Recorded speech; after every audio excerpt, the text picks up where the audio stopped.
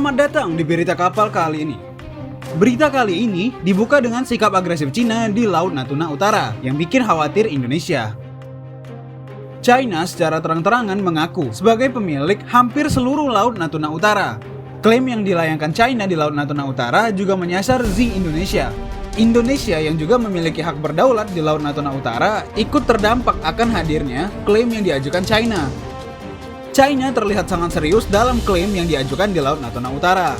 Berbagai upaya dilakukan China untuk mengukuhkan klaimnya di Laut Natuna Utara. Laporan media China 163.com ikut menyinggung terkait pemilik Indonesia dan China di Laut Natuna Utara. Dalam artikel terbitan 163.com pada tanggal 11 Oktober, di mana media Tiongkok mengingat kembali insiden yang sangat menegangkan antara China dan Indonesia di Laut Natuna Utara. Pada akhir bulan, kapal nelayan China muncul di perairan timur laut Pulau Natuna, yang sebenarnya termasuk wilayah Laut China Selatan. Dalam artikelnya, laporan media China menunjukkan bahwa China tak akan menyerah soal klaim di Laut Natuna Utara.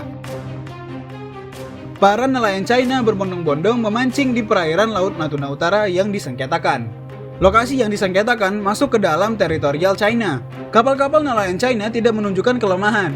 Lagi pula kita memancing di perairan kita sendiri dan tidak ada yang namanya illegal fishing, seperti yang dianjurkan oleh Indonesia.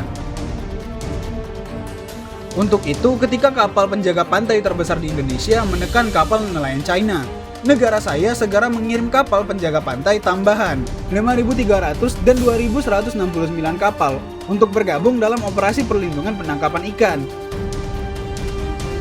Pihak Indonesia memberikan perhatian khusus. Pada 8 Januari, Indonesia mengirim 3 kapal perang, 1 pesawat patroli maritim, dan 1 pesawat pengintai Boeing 737-2000, dan mengumumkan bahwa pasukan yang ditempat telah memasuki keadaan siap tempur. Konfrontasi antara kedua belah pihak sangat mencolok. Jelas pihak Indonesia hanya ingin membuat situasi menjadi tegang. Lagi pula, ini hanya masalah perahu nelayan, dan kedua belah pihak dapat menyelesaikannya dengan berkomunikasi. Namun, Indonesia telah mengirimkan kapal perang dan pasukan, tentu saja mereka tidak berani menembaki kapal nelayan Cina. Namun Indonesia telah mengirimkan kapal dan pasukan. Tentu saja mereka tidak berani menembaki kapal nelayan China. Akan tetapi, ini dilakukan dengan sengaja dan agar dilihat oleh orang lain, tulis 163.com. Indonesia belum membuat klaim resmi atas wilayah Laut China Selatan di bawah aturan. PBB percaya bahwa laut perairannya sudah jelas diatur oleh hukum internasional.